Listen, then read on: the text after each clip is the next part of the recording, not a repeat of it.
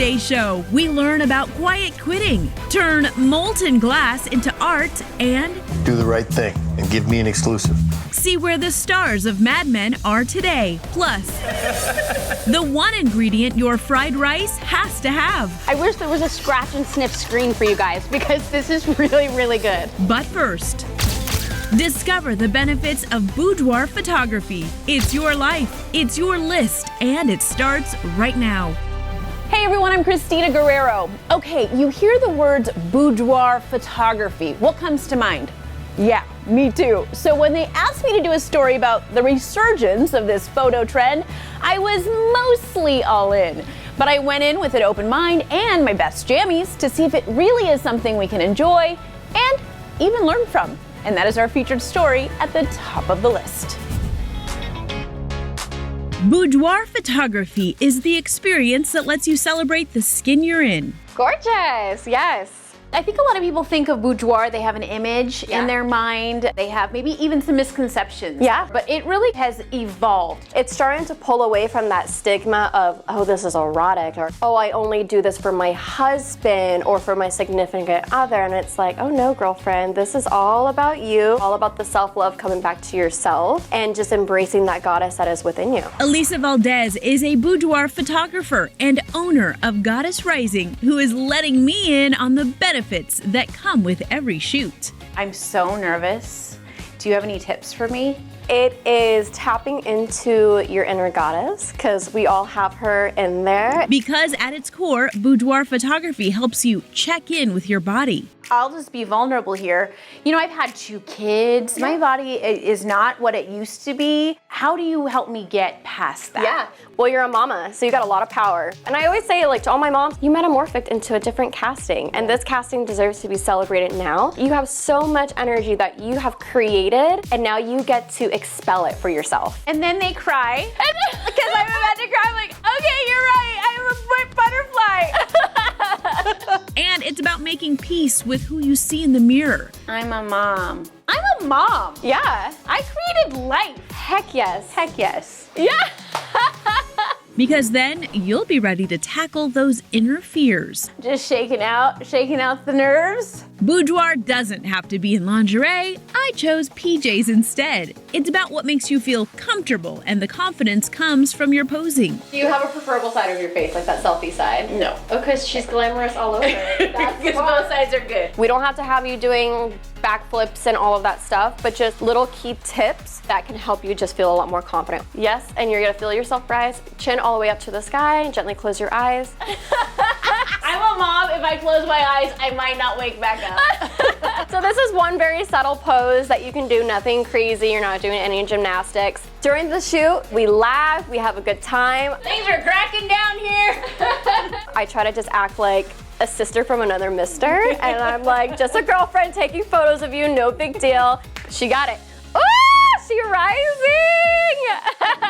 You gotta trust the process, because when all's said and done, you get to enjoy the long-term effects of a more confident you. Oh, that's pretty. Okay. See? That is not what I felt like. That is not what I felt like at all. But it's all part of the experience. It's very fun. It creates and cultivates a feeling that you're never gonna forget. We're discovering the power within through boudoir photography at the top of the list. The phrase quiet quitting has become one of the fastest trending hashtags on social media in the last several weeks, and the center of a lot of debate. Hattie DeJamal turned to an employment expert to get some perspective on this workplace phenomenon. I just heard about this term called quiet quitting. Freelance writer Clayton Ferris is one of many TikTokers who are spreading the word about the quiet quitting trend. But what exactly does this popular hashtag mean? Quiet quitting is when we show up for work, but we don't necessarily give our all. Organizational culture expert Dr. Maria Church explains why this seemingly negative new movement may be a good thing for employees and employers alike. Starting with work-life balance. I look at this as being a really positive lesson for us to learn that there's so much more to life than work. And so if we do find that we have a rich a vibrant life outside of work, then we'll have even that much more of a rich and vibrant way in which we show up at work, that there is so much more to our life than just work. So I think that's a positive upside to quiet quitting. Next, the quiet quitting hashtag shows that most workers crave more flexibility, which Dr. Church says if granted this request, it may boost productivity. If we give our employees a choice of whether they do want to come into the office and do the work or whether they want to work remotely, then data indicates that that's a higher level of morale and productivity. And that flexibility includes when work is being done, too. Part of the flex work is the ability to choose your own hours. Now, granted, there are some positions in organizations where that's just not possible. But for the vast majority of many employees and organizations, they really can conduct work, complete their work in off hours. And if we worked with our employees to accommodate that, we might see a lessening of quiet quitting. Dr. Church says try asking your boss to work specific hours that may be better for your life. And Dr. Church welcomes this new, healthier way of thinking about work. Older generations worked ourselves into the grave oftentimes. Luckily, the younger generations, the millennials and the Zoomers, learned from those of us. Dr. Church says another positive outcome from this movement may lead to growing and developing, being mentored, having the opportunity to take classes. So it's incumbent upon our leaders and organizations to really reinforce and even build those bridges for the employees so that they can touch into that meaning and not quiet quit. Finding peace and serenity through quiet quitting.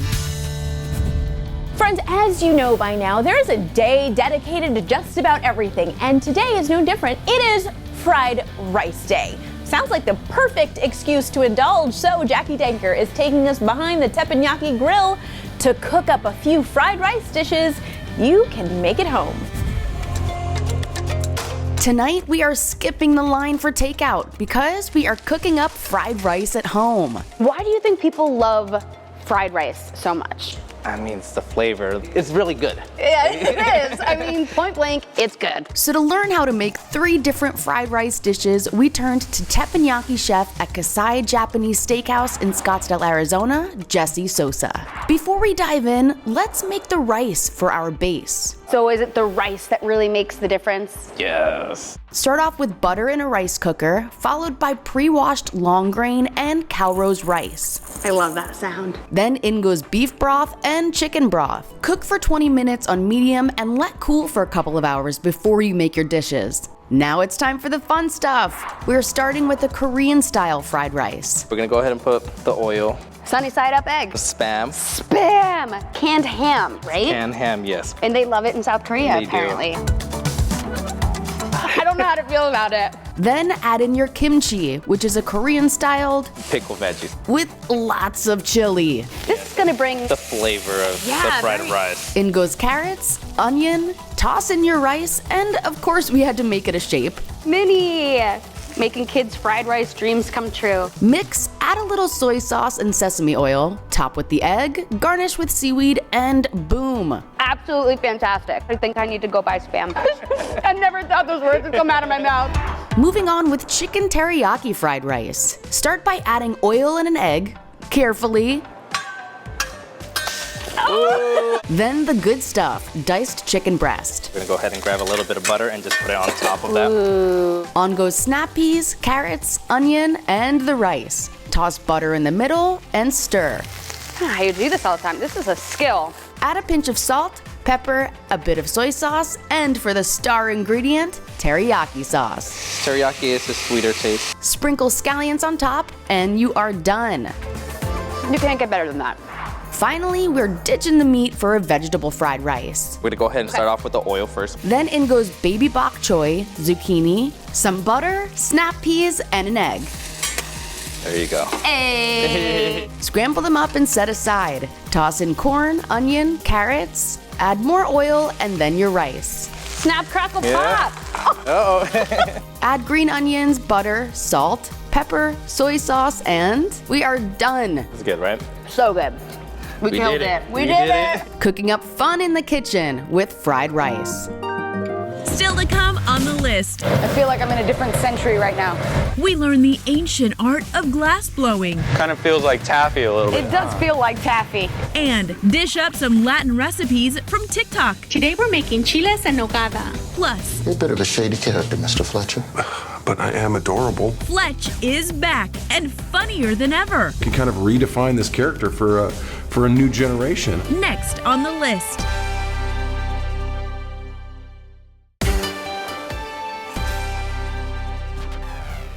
Welcome back. Glass blowing is an ancient art form that is as beautiful as it is difficult. But while it can take years to master, you can start to learn the basics in just a few hours. Hattie DeJamal takes us through the beginner's guide to glass blowing. It's art you can breathe life into, literally, glass blowing. While most would call it an ancient technique, Phoenix Glass Center owner and master instructor Justin Daniels says, It's like magic. You're taking this molten substance, you're melting it down, you're manipulating it. more than just a 1,000-year-old craft, Justin says it can be a truly rewarding experience if you're willing to try. What does it really require to be a glass blower? It takes time and practice. And instructed lessons with a professional, of course. So Justin shows us what to expect at our first glass blowing lesson. And for beginners, Justin says, expect to start with a basic piece. Cups are basic because if you can make a cup, you can pretty much make any other shape out there. While you may not be making any cathedral-ready stained glass anytime soon, you can make your own wine glass in less than an hour. I'm going to turn this blowpipe. It's going to collect material, collect glass onto the end of it. From start to finish, glass blowing is a very meticulous process. Everything has to be done just right. Then when we go down to the color, we're going to come down nice and flat and let it rest. You're handling molten glass that's just over 2,000 degrees, so safety is vital, and so is the equipment you use. Bringing us to the toolkit. Would you call this the glass blower's standard toolkit right here? They are. These tools are used by every glass blower around the world. These mad scientist-looking tools play a big role in turning your blob of glass into artwork. Squeeze hard and cut. Boom! Nailed it. While some tools are used to shape, others create unique color patterns and designs. We'll do one more right there. Kind of feels like taffy a little bit. It does feel like taffy. And if you don't feel medieval enough yet, you'll reheat your piece regularly in what glass blowers call the glory hole. I feel like I'm in a different century right now. Once your shaping and design is done, it's time for the final steps. Blow and bake. Always wait to start blowing until I tell you. The commands are blow light, blow hard, and stop. When you start to blow, don't think lung power, think soup cooler. Go ahead and blow light. Stop and take a breath of air. Blow a little harder. Proper blowing technique is really what makes your piece pop. After a quick break and some final touches, your piece goes into another furnace called the annealer, where you'll use your final tool, patience. We want to maintain 950, which is a nice happy temperature for the glass, and then it'll slowly cool it down over an 8 to 12 hour period. Even though glass blowing may take years to master, just remember, if you can breathe, you can blow. Breathing life into your inner craftsman through glass blowing. Hispanic Heritage Month is now through October 15th, so to celebrate, we are giving you 3 Latinx influencers who are quickly growing in all types of avenues on social media. Coming in at number 1, Ana Regalado, who shares her traditional childhood recipes. Today we're making chiles en nogada. Ana is the mother and abuelita that pretty much all of us know or even have in our own lives. Cooking is an art. As long as you put your heart into it, it will come out delicious. She turned to social media to create a visual cookbook for her children. You can also enjoy it as a stew with a little bit of ramen, and enjoy. Anna reminds us to cook what we love and that everyone has their own version of different recipes. Just because you make a recipe a certain way does not mean it's the only way. At number 2, David Lopez. From skin tips, hair tricks, and makeup hacks, David is your go-to for all things beauty. Baby, I am not afraid to love myself, and you shouldn't be either. And guys, not only does he share great beauty tips, but he is also very inspiring. The love you receive for being yourself is worth so much more than the love you receive for being someone you're not. Here's one for the guys. He helps the men out with tips for when they want to give makeup a try. Men can use makeup to brighten under their eyes, to enhance their features, and I do all these things when I'm ever going to be on camera, if an important meeting. Well, no matter who you are, David is sure to bring some knowledge you'll thank him for in the future.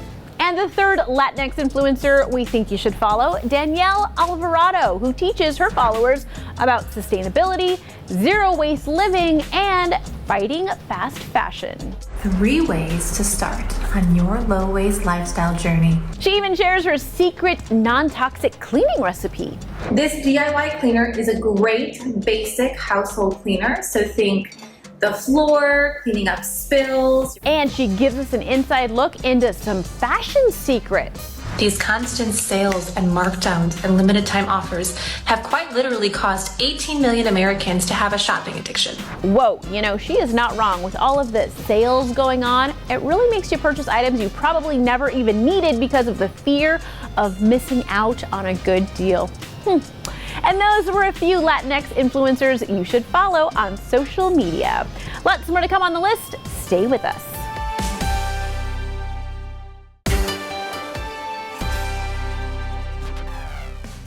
We're back, and on the watch list today, Fletch is also back. The movie Confess Fletch is out. It's a reboot of the iconic 80s movie starring Chevy Chase. This time, though, Jon Hamm takes the lead role in the whodunit comedy, and he and his co-stars told Teresa Strasser all about it.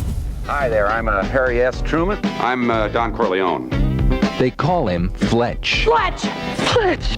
Fletch F. Fletch. Back in the 80s, one of Chevy Chase's most popular characters was Fletch, a smart aleck undercover reporter who always seemed to find himself in trouble. Police, spread 'em! Fast forward 37 years, and Jon Hamm takes the lead in the brand new movie Confess Fletch, and he's still getting in hot water. Earl Maurice Fletcher? They caught me in the middle of a yawn. Can you imagine that? The director and stars dished out some fun facts, beginning with Confess Fletch being a series reboot based on the popular mystery books by Gregory MacDonald. John and I went back to the books and saw the ways the character in the book is different from the Chevy Chase movie, which we both love. You're a bit of a shady character, Mr. Fletcher. But I am adorable. Confess Fletch is the second book in MacDonald's mystery series. We went back really for inspiration to the source material, this series of novels that Gregory MacDonald wrote throughout the 70s and 80s, and we found that there's just a tremendous amount of rich content there, especially that can kind of redefine this character for a new generation. Aren't you bored? I need you for a story. Next up is the quirky supporting cast. Detective Monroe is played by The Daily Show's correspondent Roy Wood Jr. Arguing on TV back in the day used to be simple. You are wrong. I am right. How you defend yourself from these people fighting all new styles? Roy said he put a tiny bit of his Daily Show experience into his character. They wanted something that was comedically a totally different recipe than the traditional big joke, large energy, I could call it bug-eyed comedy. I don't know who people hate more, cops or reporters. It's cops. And it would not be a Fletch flick without a flamboyant love interest, something Lorenzo Izzo cherished as Angela, a wealthy socialite looking to recover stolen paintings. The Picasso was appraised at $20 million. Well, that hardly seems worth stealing.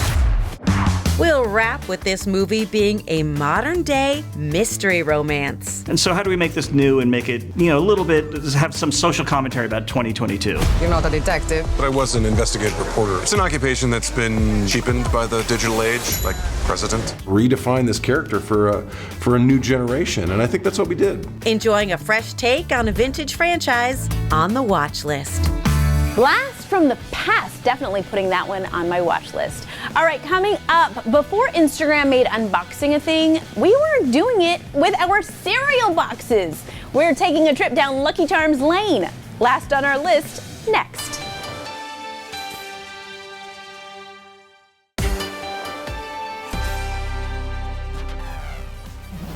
Welcome back. All right, it is time for what's last on our list.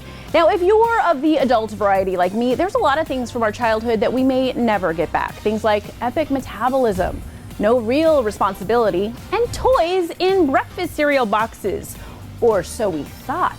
Now, while my metabolism will never allow me to experience downing a Big Mac and extra large French fries without deep regret, General Mills is once again allowing me the opportunity to stick my arm into my favorite childhood cereal in a scavenger hunt for a little plastic toy. The cereal giant is welcoming back collectible Cereal Squad toys with a tribute to the 90s. Cereals like Trix, Honey Nut Cheerios, and Lucky Charms will all include little toy mascots in each of their boxes, like Buzz the Bee, Lucky the Leprechaun, and Trix the Rabbit. You know, that got me thinking, why did the cereal box toy go away in the first place? Well, this article from a few years ago tells us some of the real reasons they don't put toys in cereal boxes anymore. Among them, well, some of the toys were choking hazards. That's fair. Another reason, kids just aren't into toys as much. Now, every once in a while, a cereal box will throw in a toy for promotional purposes, but it's not commonplace. So thanks, cereal people, for giving us just a slice of our childhood back, if only for marketing and PR purposes, and for TV folks to talk about it on their shows. And once and for all proving that tricks are not just for kids. They're for nostalgia-obsessed adults like me, too. And that's what's last on our list. Thanks for watching, guys. We'll see you next time. Tomorrow on the list. Bad Bunny heats up Hispanic Heritage Month. And discover the hidden stories in a library. I love that we actually don't know. Plus, first date meal right here. Go beyond the basic with your burgers. If you are hungry, this is the burger that you're going to want to get. That's tomorrow, right here on the list.